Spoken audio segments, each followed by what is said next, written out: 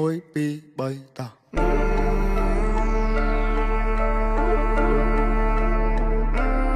anh nhớ đăng gì một buổi mấy buổi squat rồi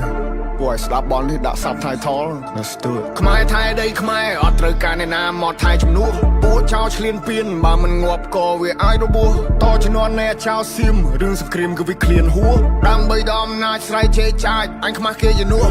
អញទៅបើអញវាយតឲ្យមួយថ្ងៃពួកអាចយ៉ាងไรអញទៅបើអញវាយនៅរੂអវជ័យពួកប្រែដល់លើដីទុកអញអ្នកកែកាយអញទៅបើអញវាយសុទ្ធតែពួកអត់ថ្មិលបាញ់ជនស៊ីវិលចរិតពួកថៃអញទៅបើអញវាយធ្វើបាបពួកអញណាធ្វើបាបដល់ចាចាជាសាពួកនេះលេងនឹងនេះបំពេញមានអំណាចលើទីហ៊ានពួកអននេះចេះតែមានលេងលខោនឲ្យយើងមើលពួកអកក្រឹតចាំអញខ្លងឲ្យកិច្ចពួកអននេះលេងល្បិចសុទ្ធពួកអកពើគិតថាមានតែឯងសេចដុំមកសំញ៉ៃពួកនេះអ្នកកំ plai នៅអាស៊ីគេមើលកូនខ្មែរយើងមូលមីចាប់ដៃសាមគ្គីដៃតពីដូនតាស្គូតណាចង់រូរើមកមួយសងដបនៅសសាស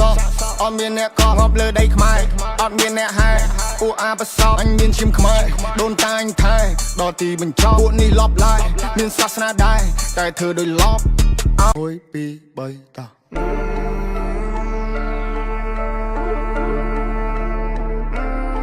អញអត់ដឹងនិយាយមួយពួកឯងមិញ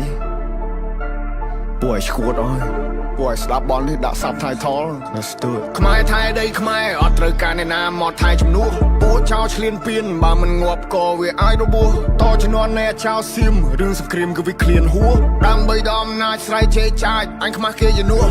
អញទៅបើអញវាយតឲ្យមួយថ្ងៃពួកអាចយ៉ាងไรអញទៅបើអញវាយនៅរੂអវជ័យពួកប្រែដល់លើដីទុកអញអ្នកកែកាយអញទៅបើអញវាយសុទ្ធតែពួកអត់ថ្មិលបាញ់ជនស៊ីវិលចរិតពួកថៃអញទៅបើអញវាយធ្វើបាបពួកអញណាធ្វើបាបដល់ចាចាជាសាពួកនេះលេងនឹងនេះបំពេញមានអំណាចលើទីហ៊ានពួកអននេះចេះតែមានលេងលខោនឲ្យយើងមើលពួកអកក្រឹតចាំអញខ្លងឲ្យកិច្ចពួកអននេះលេងល្បិចសុទ្ធពួកអកពើគិតថាមានតែឯងសេចដុំមកសំញ៉ៃពួកនេះអ្នកកំ plai នៅអាស៊ីគេមើលកូនខ្មែរយើងមូលមីចាប់ដៃសាមគ្គីដៃតពីដូនតាស្គូតណាចង់រូរើមកមួយសងដបនៅសសាស